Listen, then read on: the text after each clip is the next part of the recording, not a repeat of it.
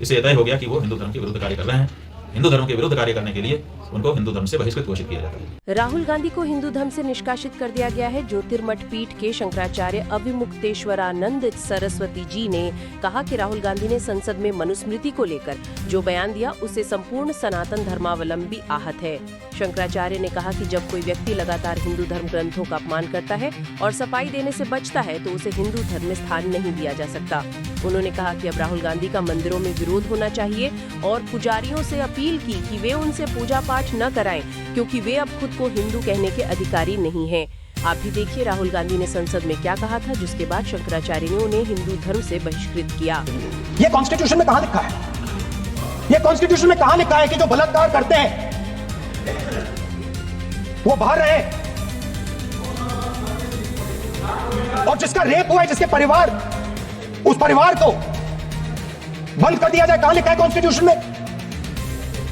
ये आपकी किताब में लिखा हुआ है, मनुस्मृति में लिखा है, कॉन्स्टिट्यूशन में नहीं लिखा। क्योंकि दो बातें हैं। एक तो आप हिंदू धर्म का जो धर्मशास्त्र है उसके प्रति गलत बयानी कर रहे हैं, जबकि मनुस्मृति में ऐसा नहीं लिखा गया कि बलात्कारी को संरक्षित किया जाए और बलात्कार से जो पीड़ित हो उसको प्रताड़ित किया जाए।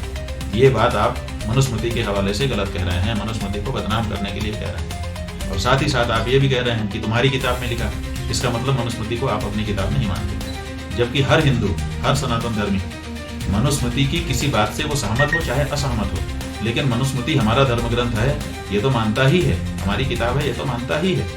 तो आप इसका मतलब हिंदू नहीं हो, क्योंकि आप मनुस्मृति को अपना ग्रंथ नहीं कह रहे हो, तुम्हारी किताब में लिखा है। तो आप ये कहिए, नहीं तो आपको हिंदू धर्म से बहिष्कृत घोषित किया जाएगा।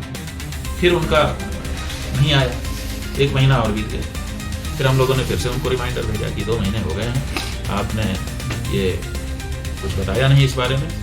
तो 3 महीना के लगभग अब हो गया।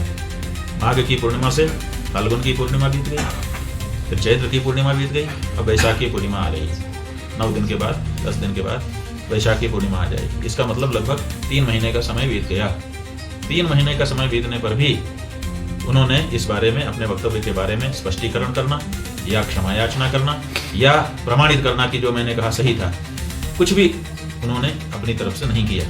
और इसीलिए हम लोगों ने यह समझ लिया, आशय निकाल लिया कि इसका मतलब यह है कि राहुल गांधी मनुस्मृति के बारे में अश्रद्धा रखते हैं और मनुस्मृति को बदनाम करने के लिए संसद में खड़े होकर के उसके विरुद्ध झूठ बात बोलते हैं। इससे यह तय हो गया, और जवाब देना नहीं चाहते, इससे यह तय हो गया कि वो हिंदू धर्म के विरुद्ध कार्य कर रहे हैं।